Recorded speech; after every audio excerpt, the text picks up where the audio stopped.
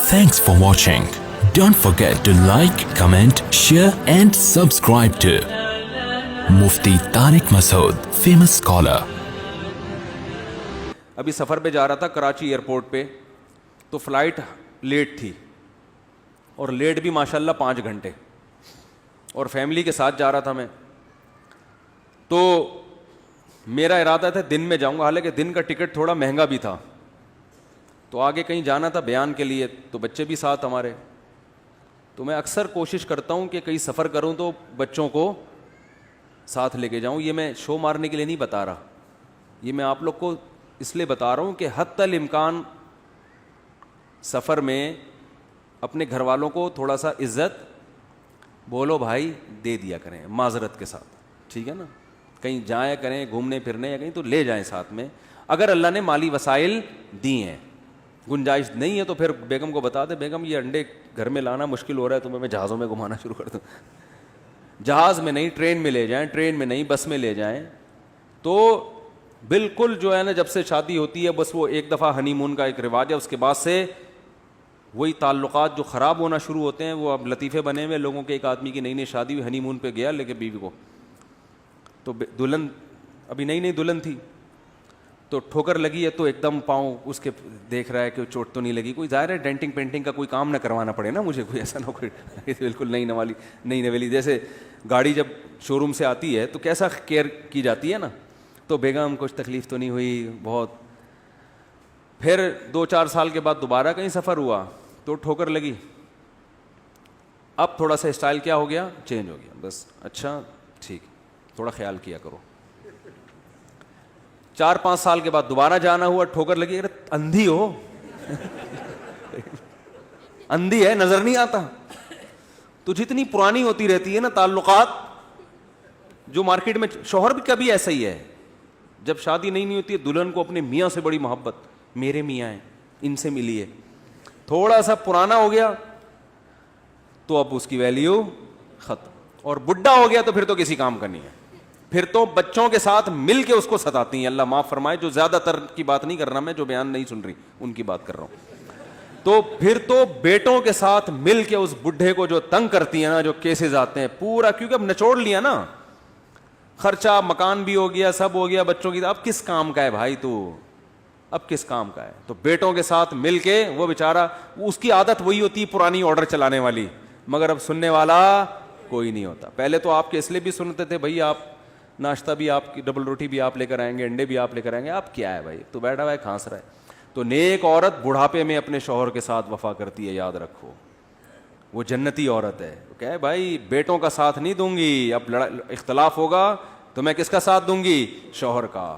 یہ عورت کے خاندانی ہونے کی دلیل ہوتی ہے. وفادار عورت یہ کرتی ہے, بھائی جیسا مرضی ہے اپنے. لیکن اب چونکہ بیٹوں سے مفاد ہے نا, مفاد بیٹوں سے ہے, مگر ساتھ کس کا دے گی, شوہر کا.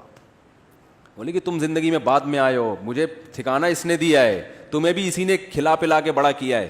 اور یاد رکھو 100% کامل دنیا میں کوئی بھی نہیں ہوتا, تو فالٹ اس میں آپ میں بھی ہیں, بچوں میں, وہ تو ہے. زیادہ دیکھا جاتا ہے کہ زیادہ یعنی احسانات خامیوں سے زیادہ ہیں یا نہیں ہے. تو اسی لیے تو نبی صلی اللہ علیہ وسلم نے فرمایا خواتین کے جہنم میں جانے کا ایک بہت بڑا سبب شوہر کی نافرمانی ہے. خواتین پھر کہتی ہیں ہمارے خلاف بیان کر, آپ کے خلاف نہیں بیان کر رہا, آپ کو کہ گھر کو بسانے کی کوشش کر رہا ہوں اور آپ کو جنت میں لے جانے کی کوشش کر رہا ہوں. ایکسکیوز می, ٹھیک ہے نا. تو محبت کر لو اس بیچارے مکھنچو سے جو تمہاری زندگی میں آ گیا ہے, ٹھیک ہے نا. پہلے تو تلاش کرتی ہیں وظیفے, کوئی اچھا رشتہ مل جائے, وظیفے بھی کروا لیے اور دعائیں بھی ہو. جن کی بیچاریوں کی نہیں ہو رہی ان کی زندگی دیکھو کیسے گزر رہی. ہاں کوئی بہت خراب ہو, ظالم ہے, تو ہم تو خود ایسی خواتین کو کہتے ہیں اس سے علیحدگی لو. پھر ہم اس مرد کی حمایت نہیں کرتے جو اپنے بیسک حقوق ہی ادا نہیں کر رہا, خام خواہ میں گھر میں چنگیز خان کی طرح داخل ہوتا ہے, بات ہی نہیں کرتا. بعض لوگ ایسے بھی ہوتے ہیں بچوں کو پیار نہیں کر رہے, ان کو ٹائم نہیں دے رہے. تو میں سفر پہ جا رہا تھا تو بچے بھی ساتھ تھے. اب فلائٹ 5 گھنٹے ماشاء اللہ لیٹ. اب بیٹھے ہوئے کہاں جائیں 5 گھنٹے کے لیے. تو بیٹھے بیٹھے پھر میں ایسے موقع پہ فائدہ اٹھاؤں, واٹس ایپ میں جتنے پرانے قبل مسیح کے میسج آئے ہوئے ہیں, کوئی پرانے تعلقات والے, ان سے فون کیا, سارے نمٹو. وہ لوگ بھی کہتے ہیں آج مفتی صاحب کو ہو کیا گیا ہے, کاش تو بڑی لمبی گپ شپ لگا رہے ہیں, بات چیت کر رہے ہیں, کبھی فون نہیں اٹھاتے تھے, تو سارے ایسے نمٹا دیتا ہوں. تو میں بیٹھا ہوا تھا, ایک خاتون آئی, بالکل ہی لبرل قسم کی خاتون, حلیے سے لگتا ہے نا کہ کوئی زیادہ مذہب کو فالو نہیں کرتی. کیا مفتی طارق مسعود صاحب ہیں؟ میں نے کہا جی ہاں. کہہ رہی ہے میں 2-3 سوال آپ سے پوچھوں گی, لیکن آپ مجھے بتائیں غصہ تو نہیں آئے گا آپ کو؟ میں نے کہا نہیں انشاءاللہ. سوال پہ نہیں آئے گا, اگر کچھ سوال پوچھو تو نہیں آئے گا. اب گالیاں دینا شروع کر دو مجھے تو پھر بھائی کوئی سوال تو کچھ بھی پوچھا جا سکتا ہے نا. کہہ رہی نہیں, میں نے بعض مولویوں کو دیکھا ہے, ان سے کوئی سوال پوچھو تو ایک دم وہ کفر کا فتویٰ لگا دیتے ہیں. میں نے کہا بھائی آپ نے جو پوچھنا ہے آپ پوچھیں. بعض لوگوں کے دل میں, اب میں یہ اس خاتون کا واقعہ کیوں سنا رہا ہوں, واقعی اس کو اشکالات تھے اور یہ چاہتی تھی میری کنفیوژن دور ہو, تو اس کو اس اشکالات کے جواب الحمدللہ مل گئے. تو وہ انہوں نے وہی اشکالات جو غیر مسلمین کے ہوتے ہیں نا, نبی نے شادی اتنی کم عمر لڑکی سے کیوں کری, ان کے جو 2-4 یہی گھوم کے ان کے کو بیچاروں کو کچھ ملتا ہے ہی نہیں. ٹھیک ہے نا, کہ نبی نے شادی اتنی کم عمر خاتون سے کیوں کر لی, امی عائشہ سے, اور پھر یہ کیا حکمت تھی, وہ میں نے بتایا ان کو, خیر مطمئن ہو گئی جواب سے. اور 2-4 اسی قسم کے اشکالات جو کامن ہے, جو اکثر لوگ پوچھ رہے ہوتے ہیں. تو کہنے لگی کہ میں نے کہا اب بھی کوئی اعتراض ہے نا آپ کے ذہن میں پوچھ لیں, فلائٹ تو 5 گھنٹے لیٹ ہے, بلا تکلف پوچھیں. پھر کہنے لگی غصہ تو نہیں آئے گا؟ میں نے کہا نہیں آئے گا. تو خیر وہ انہوں نے پوچھے, پھر انہوں نے نمبر بھی لیا کہ کوئی, میں نے کہا میں فون اٹھاتا نہیں ہوں, لیکن کبھی اٹھا لیا تو آپ. اور پھر میں نے کہا کہ دنیا میں بہت سارے علماء ہیں, کسی سے بھی کوئی بھی سنجیدہ عالم آپ کے سوال پہ غصہ نہیں ہوگا. آپ کو پتہ نہیں کس مولانا سے آپ کا واسطہ پڑا ہے جو غصہ ہو رہا ہے. ہم نے تو دیکھا ہے علماء غصے نہیں ہوتے.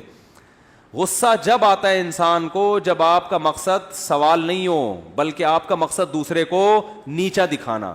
تو یوٹیوب پہ جو ملحد اور ایتھیسٹ لوگ کام کر رہے ہیں نا, ان کا مقصد اشکالات نہیں ہوتا, یہ تمسخر مذاق اڑانا ہے. دیکھو یہ خاتون بھی لبرل تھی, بالکل لبرل اسٹائل ان کا, لگ رہا تھا مذہب سے کوئی ان کو لگاؤ, لیکن کچھ اشکالات کی وجہ سے نا, تو اب آتے ہی یہ میرا مذاق اڑانا شروع کر دیتی ہیں. یہ بچے آپ کے ہیں؟ ہاں جی میرے ہیں. یہ کوئی انسانیت ہے؟ 5 بچے تھے میرے ان سے نا, یہ 5 بچے لے کے آپ گھوم رہے ہو, انسانیت ہے؟ بچے 2 ہی اچھے نہیں ہوتے. اور پھر ایک مولوی کی تصویر دکھاتی مجھے, یہ دیکھو اتنی موٹی توند والا, بکرے کھا کے, اس کا کہتی مفتی صاحب مجھے اس کے بارے میں وضاحت کریں. تو میں وضاحت کرتا, میں کہتا بیوی اپنا راستہ لو بھائی, جاؤ, ہمارا ٹائم ضائع نہیں کرو. تو جو آپ کو اسلام کے خلاف جو کچھ ملے گا نا یوٹیوب پہ, اس میں تمسخر کا لہجہ, تمسخر, مذاق, ہنس رہے ہیں, تو یہ صاف اس بات کی علامت ہے کہ آپ دوسروں کو درس دیتے ہو کہ ہم, یہ مولانا لوگ جو ہے نا وہ کیا کرتے ہیں, یہ غصے میں آ جاتے ہیں اور یہ مذاق کرتے ہیں اور یوں کرتے ہیں. بات یعنی ان کو ایٹیٹیوڈ نہیں ہوتے. تو آپ کے اسٹائل سے پتہ چلتا ہے کہ آپ کے پاس دلائل نہیں ہے, تبھی آپ مولویوں کا بہت مذاق اڑاتے ہیں. مدرسوں پہ الزامات, مولویوں پہ الزامات. وہ اگر کیا بھی ہے کسی مولوی نے تو اسلام نے کوئی ہر مولوی کا ٹھیکہ تھوڑی لیا ہوا ہے بھائی. اسلام نے تو میری بھی ذمہ داری نہیں لی ہے کہ 15ویں صدی میں مفتی طارق مسعود صاحب ہوں گے, وہ بہت نیک ہوں گے.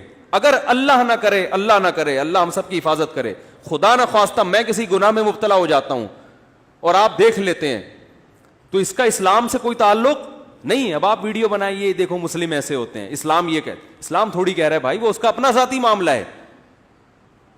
تو اس نبی صلی اللہ علیہ وسلم نے فرمایا نا کہ منافق کی 3 نشانیاں ہیں.